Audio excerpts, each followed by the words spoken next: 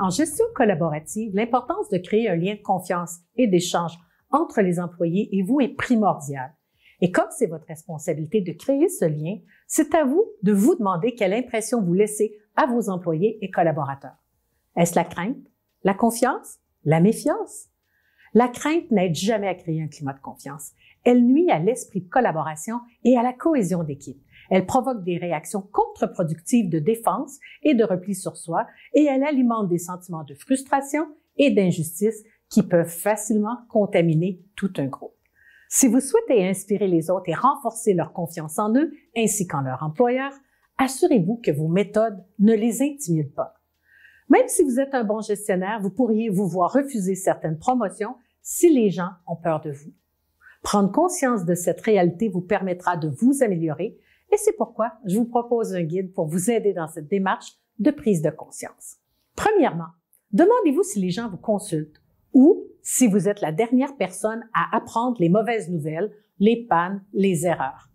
Quand on vous consulte, est-ce que c'est parce qu'on craint de prendre une décision ou bien parce qu'on veut vraiment discuter du problème et des solutions avec vous? Est-ce que les employés vous posent des questions sur le pourquoi des décisions que vous leur annoncez? S'ils ne disent rien, ne concluez pas trop vite qu'ils sont d'accord. Ils ont peut-être peur de vous poser la question, peur de vous déplaire ou peur d'être rebutés. Deuxièmement, demandez à des personnes en qui vous avez confiance si elles croient que les gens vous craignent. Profitez d'une rencontre individuelle pour le faire et servez-vous d'une situation récente. Faites sentir que vous êtes prêt à entendre la réponse, quelle qu'elle soit. Il se peut que vous n'ayez même pas posé la question. Si des gens proches ou des gens moins impressionnables vous ont déjà dit des choses comme « Tu te rends peut-être pas compte, mais tu fais peur » ou encore « On a l'impression que tu nous trouves pas intelligents » ou encore « La façon que tu réagis, je me sens tellement nul ». Si vous recevez ou observez ce genre de remarques ou de comportements, c'est un indice que quelque chose dans votre attitude ne fonctionne pas.